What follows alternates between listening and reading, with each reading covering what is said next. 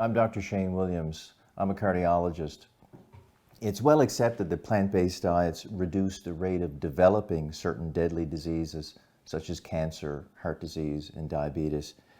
And it's also, there are a growing body of evidence accumulating day by day that even once you develop one of these very serious and potentially life-threatening diseases, changing your eating habits towards a whole food plant-based diet can actually change the progress of the disease even after it's grabs hold of the patient. And by having an impact on deadly diseases, they become less deadly and lives are saved by changing people's lifestyle, especially their nutrition.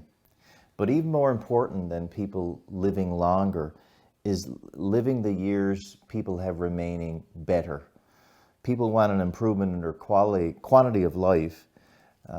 They want to live longer, but they also definitely want to live better. And taken to extremes, if somebody has to adopt something that's very unpleasant and have a lot of suffering, but just simply live longer, and an example of this might be chemotherapy that may or may not be proven to be very effective, that they suffer, they might live a few months longer, but they spend those months in dire suffering and nauseated and unwell.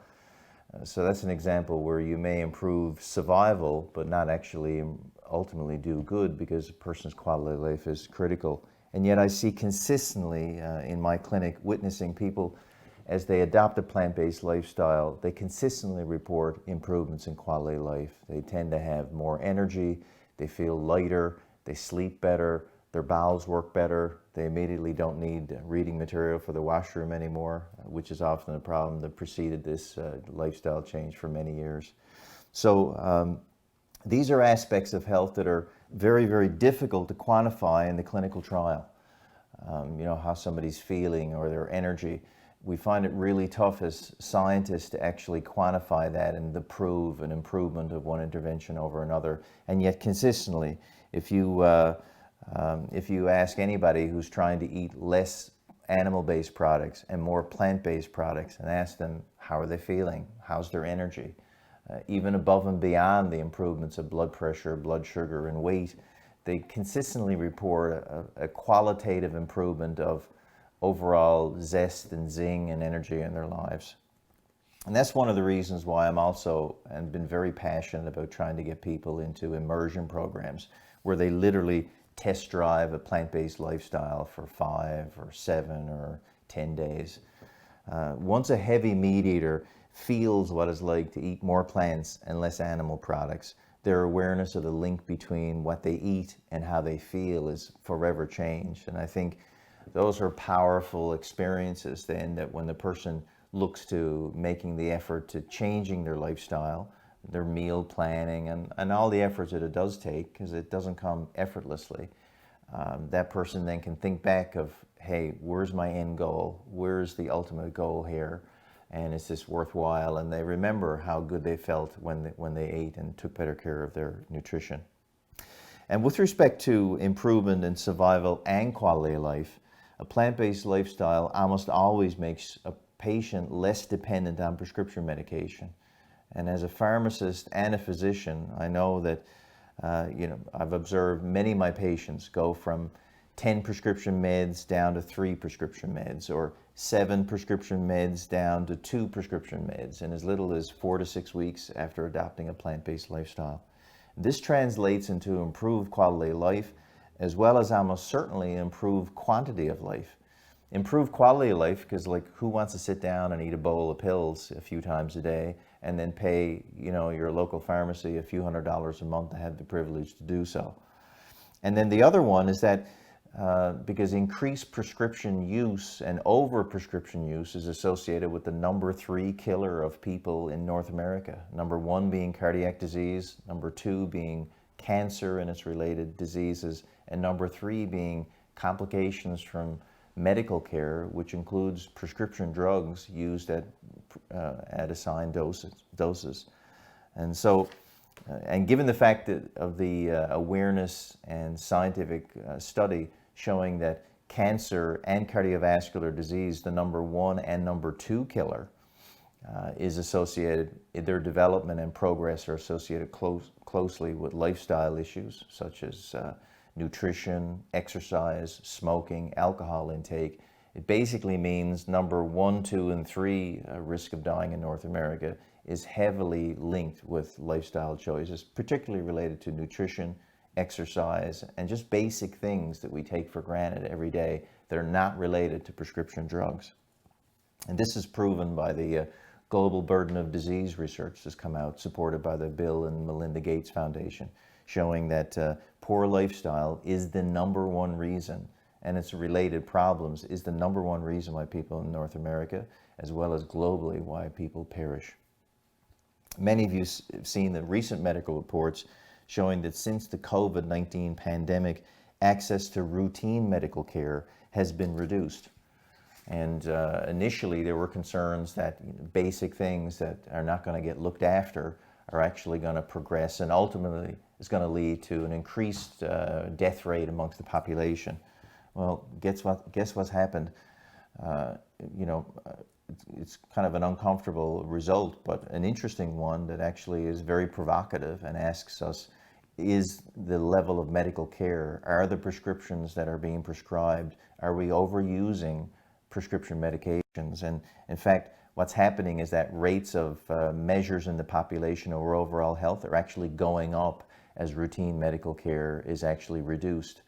So again, I'm not here to tell you that routine medical care is across the board a bad thing, but too much medical care, just like too much of anything that may start off as good, can turn into a bad situation. And the question is then what drives a lot of this medical care? Is it that more medical care is going to mean better outcomes? Well, the data suggested that that's not the case. So there is a sweet spot where no medical care at all is not good. Too much medical care almost certainly is also not good, because the rates of complications from overprescribing prescription drugs, too many interventions that really don't change outcomes, are going to lead to poorer health in the community. Prescription medications themselves, for the most part, are not bad per se, but their overuse and misuse are a part of a bad situation. So stay away from too many prescription medications. Eat healthy, get exercise and fresh air, and make high quality sleep a priority. Avoid unnecessary trips to the doctor and hospital. As Dr. John McDougall says, don't go there. Haven't you noticed? They're filled with sick people. And don't get me wrong, if you think you have pneumonia or in the middle of a heart attack and you need urgent medical care, but how about preventing an event upstream before the obvious problem starts? The best treatment for a heart attack is the preventative steps taken to avoid it from happening in the first place. So stay well. See you next time. Hello, I'm Dr. Julie Chan. I'm a plant-based naturopathic doctor and registered acupuncturist in Markham, Ontario. I hope you're all coping well during this time and staying healthy. I know it's been really difficult the last few months, so I appreciate you taking some time out to join me today. I'd like to share a little bit about my experience in helping individuals and families, and I hope this information can help inspire some of you to start making healthy steps towards optimal health. So my focus will be about why adopting a whole food plant-based diet is so important and crucial. In my practice, I see patients of all ages, from young little kids to those with multiple chronic diseases. And my job requires a lot of investigative work and putting the puzzle pieces together, because we assess all parts of a patient, including their mental, emotional, physical, social, and spiritual health, to get to the root of their issues. So before an actual disease manifests, there's often a period of time, maybe months to years, that there are already signs and symptoms of imbalance in the body. And the body will do whatever it can to draw on all the resources to maintain proper physiology for as long as possible. But there comes a time when the body no longer maintains optimal function. So what you will see is the body starts to get tired and worn out, and if nothing is done at that point, things start to break down. And this is when someone starts to show lots of symptoms like fatigue, brain fog, weight gain. Maybe they're sleeping poorly, they're getting frequent colds, or they're having digestive issues and they have skin and hair problems. Their hormones are all off, and maybe they're having mood swings and so forth. And so they get concerned and they go for a checkup, and often their blood work comes back normal, and then they are sent home with no help. And this often leaves people feeling really frustrated because they don't know what's going on with them and why they're feeling so cruddy. So after months and years of unchecked stressors to the body, poor diet, nutrition, and lifestyle choices, eventually it leads to illness, cell degeneration, and the start of chronic disease. And so there's usually this long period of time when there's red flags showing up, but there isn't a diagnosis, and patients don't have any treatments because they're not sick enough to get drugs. So that is where naturopathic holistic medicine comes in. We don't wait until there's a disease formation because we work on preventing the disease from taking its place. And prevention is much easier than reversing disease. And the most common causes of disease formation that I find is improper diet, poor lifestyle choices, stressors. There could be emotional and mental stress, environmental toxicities. All of this leads to this inflammation in the body. And inflammation is part of a healthy healing process, but when it becomes excessive or deranged, the body will not be able to keep up, and it starts to break down, and then you see this onslaught of issues that people start getting. So their gut's not feeling well, their nervous system is out of whack, they keep getting sick, and so forth. And so the diet really dictates your overall health because your core health starts from the gut. The gut is connected to the entire body. So the food you eat can influence your mood, your energy levels, your sleep, your digestion, your hormones, your muscle and nerve functions, and immune functions, and so forth. And so it's the most alterable factor that makes the most impact for your body. And that is why I always work on diet with my patients. Now, when you look at all the evidence and scientific studies on nutrition, the amount of evidence that supports a whole food plant-based diet in reducing chronic diseases, in preventing diabetes, cancer, hypertension, and so forth, the studies are so strong that they're just undeniable amounts of information. And these studies have been going on for decades. And so, the research is really all there, right? And when they examined inflammatory markers like the CRP, the group on plant-based diets had much lower inflammation than the group that ate meat. So preventing chronic diseases is crucial in our healthcare system because the top 10 causes of human death, chronic diseases makes up over 90% of that. And in Canada, 4 in 5 people will end up with at least one chronic disease like heart disease, obesity, diabetes, cancer, lung disease, kidney disease. And the risks of all these are vastly lower in people who are following a plant-based diet. So aside from chronic disease prevention, and adopting a plant-based diet being tremendously helpful, let's talk a little bit about this current pandemic, right? This pandemic is a novel coronavirus that's never been seen before. It's a zoonotic disease, which means it came from animals, just like H1N1, the avian flu, swine flu, Spanish flu, the Ebola. So all of these diseases are considered zoonotic diseases. Did you know that 60% of all human infections and 75% of all emerging infectious diseases are zoonotic? And did you know that zoonotic diseases accounts for 2.5 billion cases of human illness and 2.7 million deaths a year? And the reason why animal diseases start to infect humans is largely due to human activities.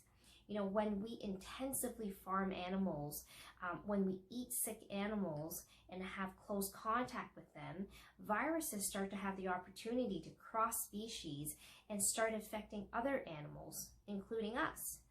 And so when we look at this, we can see how important it is for us to steer away from animal products. And there's a huge global movement now. Many groups are asking for a global food system rehaul, and that we should be adopting a plant-centric global food system and not a meat-centric one. And when I think about all the people who are getting sick from eating animal products, it's shocking. So many people have gut issues and food poisonings. And if you look at the negative impact it has on our body, it's shocking to see that there's not more being done or more that's being promoted to steer towards a plant-based diet. And one of the things that I have seen, and you probably see on the news all the time, are food recalls. In 2019, 49 of the 50 greatest food recalls in the US were all animal-based products. And not only is meat making people sick, it's also making the planet sick. And there's also a ton of food wastage and animal suffering, of course, right? So another reason meat and dairy is making people sick is also because it's ridden with antibiotics. 80% of all antibiotics produced in the pharmaceutical industry are used for farm animals. And when you eat meat, you're consuming antibiotics. There is an alarming increase of drug-resistant bacteria, which is already a global threat on human health, and it's worsening rapidly. We're seeing serious superbug infections and people dying from simple infections that have turned deadly because none of the antibiotics work. And aside from antibiotics, meat, dairy, eggs, and seafood are also laden with other chemicals. To battle the war against the deadly pathogens that can cause zoonotic diseases like Salmonella, E. coli, Listeria, and so forth, meat processors use things like chlorine baths and ammonia gas and other germ-killing compounds. There's also agents to keep the meat looking red and fresh, so often they use carbon monoxide, and there's lots of preservatives and anti-molding agents just to keep the meat looking fresh.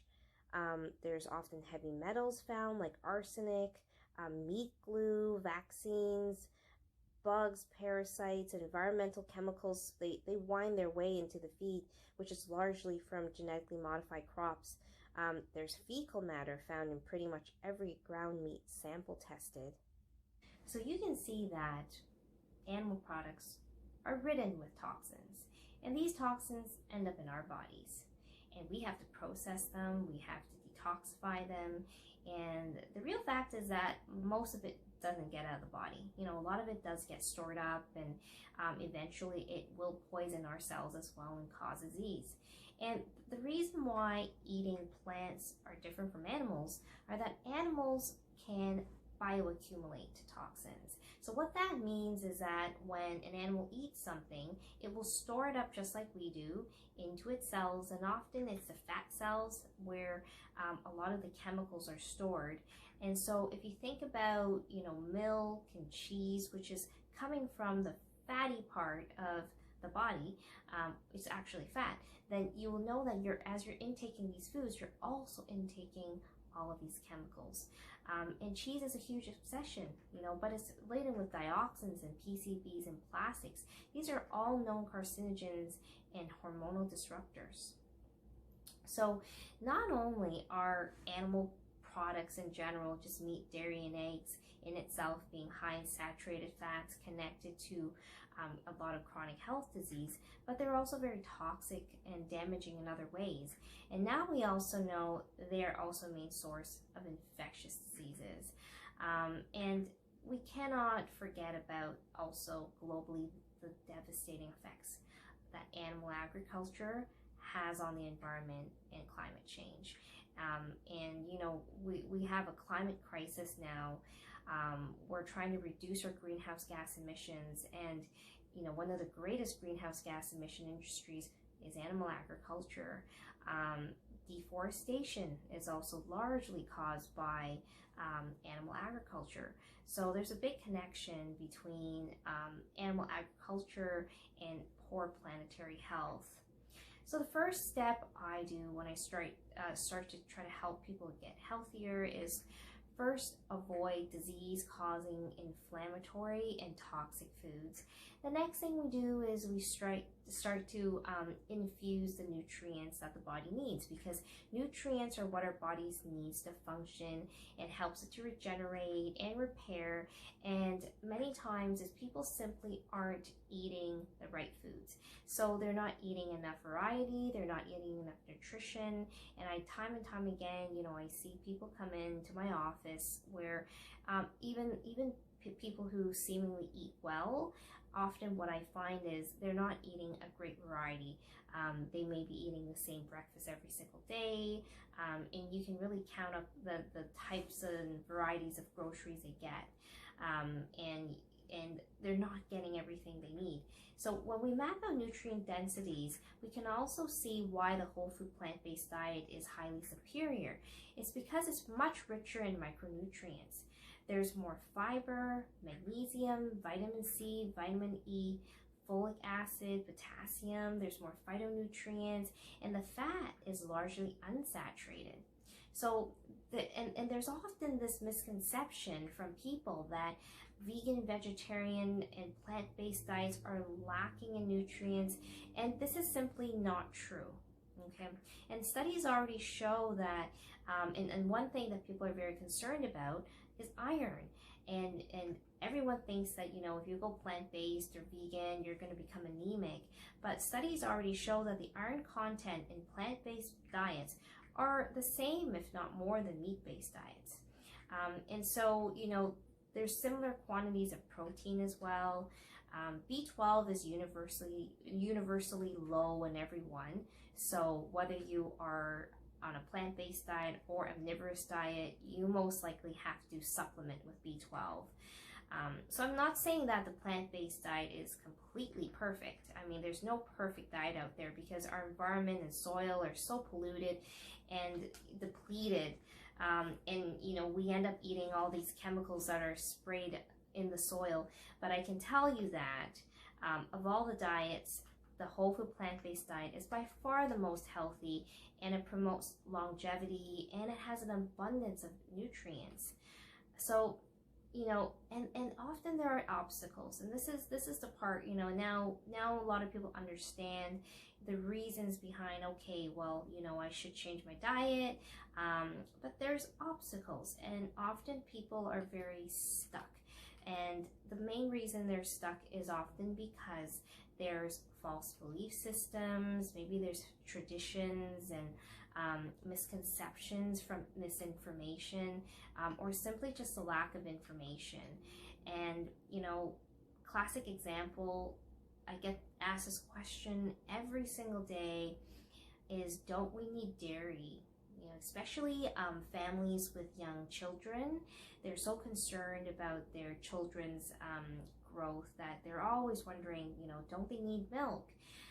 And you can't blame them, because if you look at the Canadian Food Guide, it's been so ingrained in us for decades and decades that we need to drink milk and eat cheese to be healthy. And so since 1942, the Canadian Food Guide has been highly industry influenced. And we've been taught from when we were young that we should be eating milk and cheese every single day in order to grow. And so a lot of people still have this deeply, deeply ingrained. But I can tell you now that there is really no place for dairy in anyone's diet. As babies, we need milk from our moms for 1 to several years, but thereafter there is no more need for dairy. And if you keep drinking dairy into adulthood, it increases your risk of cancer like prostate, and now we know that it can increase breast cancer risk by 50%. So I'm really happy to see that, finally in 2019, Canada came out with a new Canadian Food Guide, and it got published.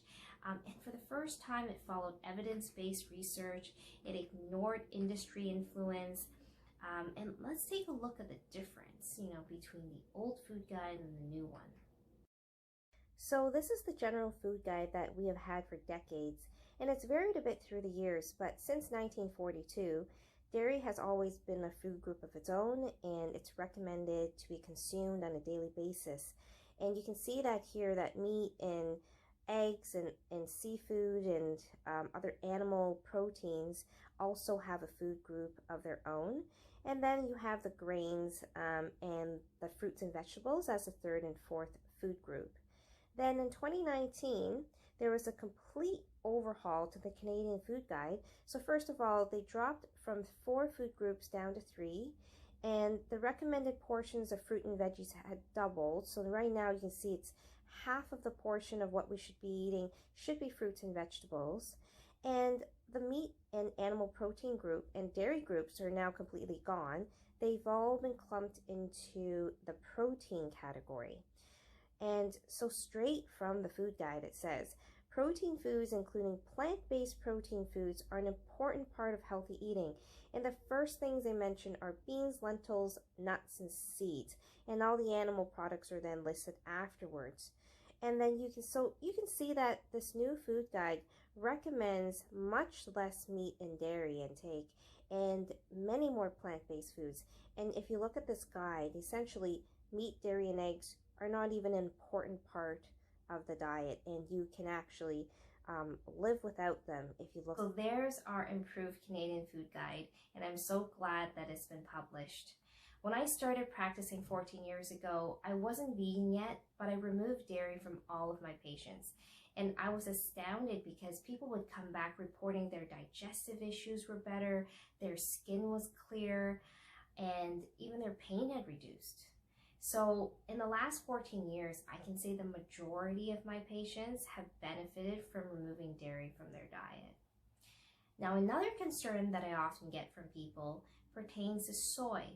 There is so much confusion when it comes to soy because earlier studies showed that isoflavones, which are the plant estrogens found in soy, promoted estrogen receptor positive breast cancer in mice. But they later discovered that mice and humans metabolize soy differently. So the blood levels of isoflavones found in mice were much higher than what would result from humans consuming soy foods. And although isoflavones look like animal estrogen, they bind differently to the body's estrogen receptors, and they have different effects. Unlike body estrogen, which acts like estrogen all the time, isoflavones can promote or suppress estrogen effects. So that's why they're considered selective estrogen receptor modulators. Now, in regards to cancer, there have been no studies linking soy consumption to increased risk of any cancer. On the contrary, there's a lot of evidence that show that soy is protective against lung cancer, breast cancer, prostate cancer. Isoflavones can suppress tumor growth and even turn on genes that slow down the growth of cancer cells. In fact, patients who have had cancer have shown to have better survival rate when they eat soy. And eating soy can reduce cholesterol, hypertension, and it increases even healthy gut bacteria. And when they did reproduction studies, they found no issues with testosterone issues at all in men. And now even the American Institute of Cancer Research supports eating organic soy foods. So, I hope this solves your confusion with soy. It is such a nutritious food. Just make sure that you do eat organic, non-genetically modified soy. There's just such a widespread amount of benefit to consuming it, and it will make the transition to a plant-based diet so much easier, and it's so delicious too, and there's so many ways to cook it. So I hope I've answered some of your questions today, and hopefully you feel inspired to take charge of your health. And thank you so much for watching, and please stay safe. Welcome, everyone. My name is Dr. Rikin Patel, and I've grown up here in Waterloo, where my parents have now lived for over 30 years. I'm currently a hospital-based pediatrician at the Scarborough Health Network, a community pediatrician at the Markham Kids Clinic, and I'm an assistant professor in the Department of Pediatrics at the University of Toronto. So thank you so much for inviting me here to speak. So before I get started, I don't have any financial disclosures, conflicts of interest, or any sponsors. So today I'm going to speak to you about raising healthy children on a plant-based diet.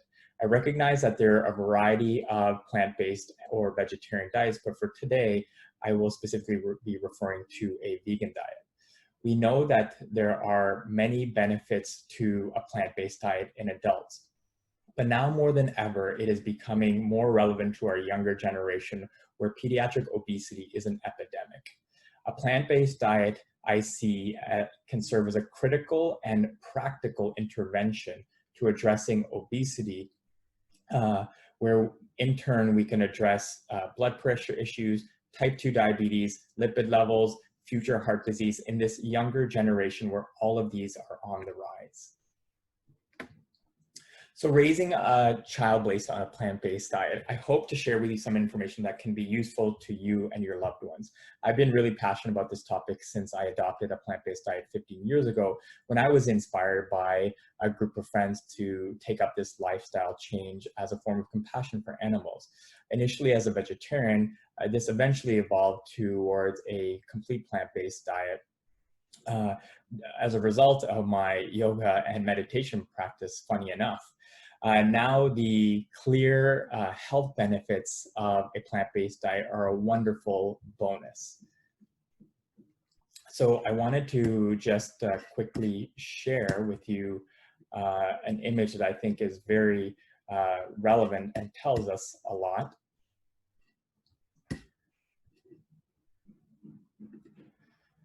So for a lot of us who talk about our dietary choices and preferences, particularly plant-based choices, sometimes it can be challenging in work circles, friend circles. For me as a pediatrician who regularly talks about nutrition with my patients, I was really satisfied to see this article that was published in 2019 by the National Post, where it shows that Health Canada and the Canada Food Guidelines have taken a dramatic shift towards a plant-based diet. And for those of you that know, the major changes that have occurred are, first, they've removed both meat and dairy as specific sections or categories in the food guidelines. They have no longer allocated specific daily requirements or intakes for these two sources. And there's been a specific emphasis on a greater amount of a plant-based diet. So you can imagine that this comes at a very timely point, because we see that there's tremendous pressure from both the meat and the dairy industry. So for this to come about, I see this as a tremendously big victory. And we can see just from how this plate is designed that now half the plate is fruits and vegetables, and the other quarter is grains, and the other quarter being protein sources.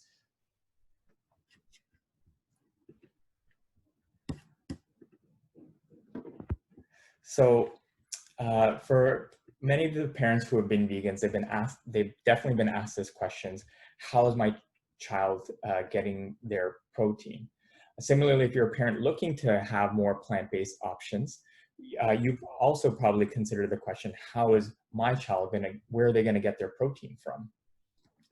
So I just wanted to also just put up a slide with permission from one of the patients in my clinic whose mom is a vegan. And this is a growth chart that many of you may be aware of, but this is specifically from 0 to 24 months. And on the bottom line, we're showing the weight curve, and above is showing the length or the height curve.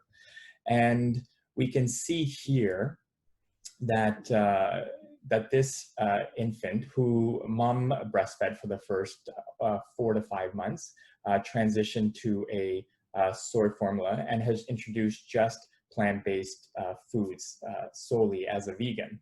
And I'm happy to say that as pediatricians, we provide a lot of direction, encouragement, and guidance to parents based on these growth curves, because it's an objective measure. So here we can see both on the bottom curve that the weight has been rising nicely, and then the length is also been trending appropriately. So this child is very healthy and doing well. So so today what I'm going to be sharing are specific key points around specific nutrients, minerals, vitamins that come into question for plant-based diets, and specific details on how to approach them for infants and children. I'll also be touching upon very briefly for vegan moms who are looking to breastfeed, and milk alternatives for infants. So let's start with the protein myth. Can you get enough? Absolutely.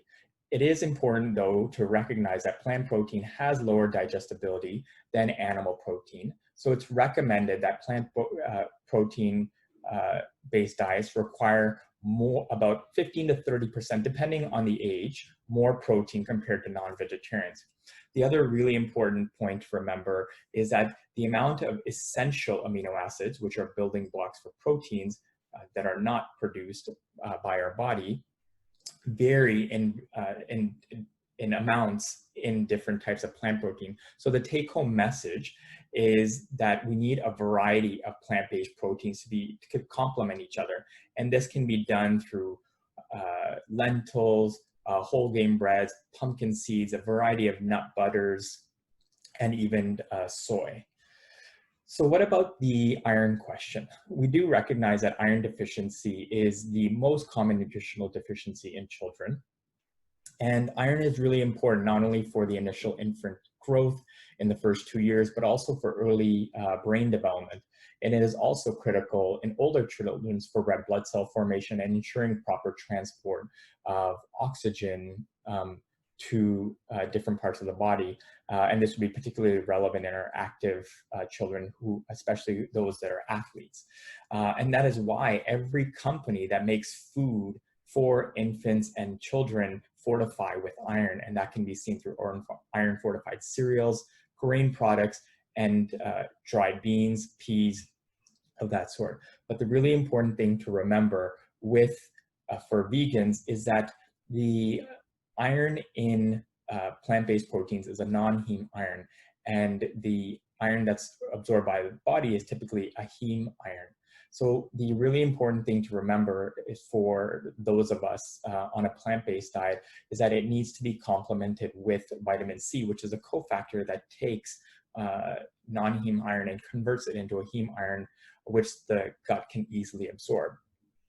So the research shows that vitamin C taken at regular intervals in the day through our diet helps increase the absorption by iron by 4 times.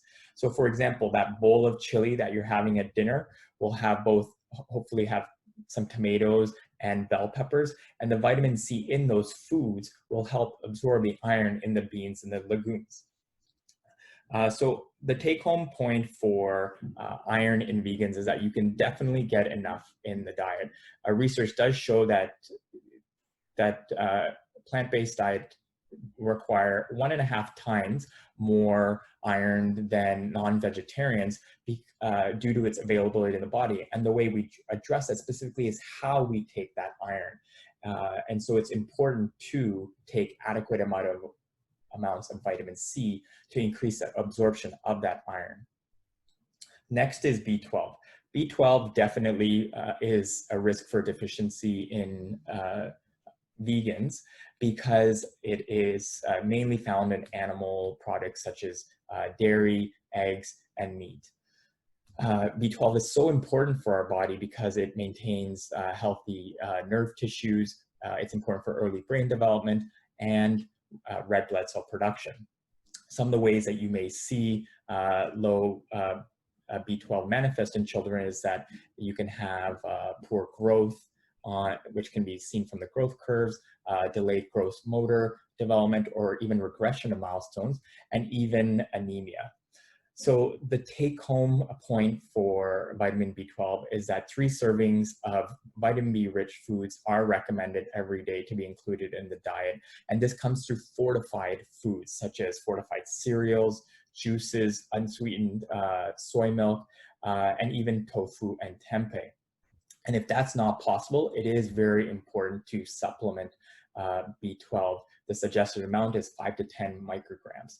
So in the circle that I'm in, we say 5 to 10 micrograms per day keeps away neuromuscular delay.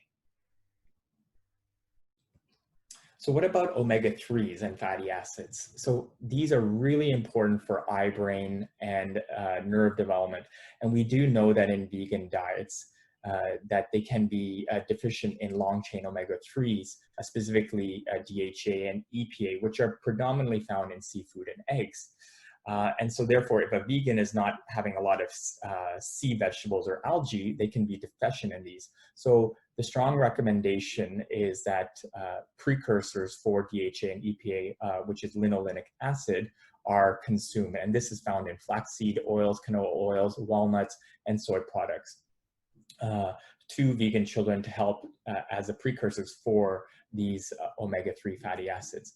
Other things to consider is supplements such as DHA algae-based oils. The important thing to note with omega-3s is that there's no dietary reference intake range. Another common question that I get is, if I don't eat dairy, how do I get my calcium? So for strict vegans, this is a risk for having low calcium, but we have many great vegetables such as broccoli, leafy greens, low oxalate greens such as bok choy, Chinese cabbage, kale, and collards that are all really high in bioavailable calcium for absorption. The other part of calcium is vitamin D. Vitamin D is required for proper calcium absorption and to maintain healthy bones. So similar to iron, vitamin D is fortified in many foods, but if you're not able to get it through the fortified foods in our diet, we do recommend taking a vitamin D2, which is ergocalciferol, as a supplement. And generally, as most of you know, in Canada, we have long winters and generally not as much sunshine as we need. So vitamin D supplementation is an important consideration for everyone. Now I'll just touch upon breastfeeding moms who are vegans. It's really important for vegan moms who want to breastfeed to make sure they're taking adequate amounts of vitamin D, B12, and iron. Specifically, if this is not able to be maintained through a diet, it will be important to supplement these 3 things specifically. And especially for vitamin D, the recommendation is for lactating moms and pregnant moms to take up to 2,000 international units a day of vitamin D through the winter months to maintain adequate levels. In light of the significant role of the essential fatty acids for brain and eye development, it is also recommended that breastfeeding moms consider taking linoleic acid, as we mentioned, through flaxseed, soybean, canola oils to have good levels of DHA. And if not, it can be done through supplementation. So a common question that I get asked by moms who have been breastfeeding is, what formula do I transition to, and possible milk alternatives? So just to highlight that, we see here that for vegan moms, you can breastfeed as long as you want, and that's definitely recommended by any pediatrician.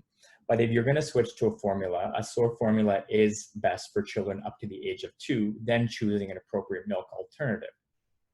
And what's important now to note is soy milk is the best choice because first, It has the closest number of calories to whole milk. And as you can see from the bottom, it also has the highest protein content compared to the other nut milks. So as you know, almond milk can be quite a trendy choice for an altered milk, but unfortunately it's very low in protein, and it is also very low in calories. For example, if breast milk had 20 calories per ounce, almond milk only has 7 calories per ounce.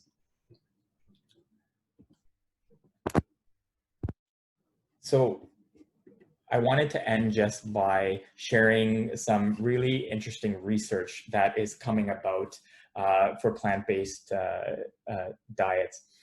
It's well recognized in children today. Parents are struggling with children's behavior, poor focus, and mental health issues that are only just growing.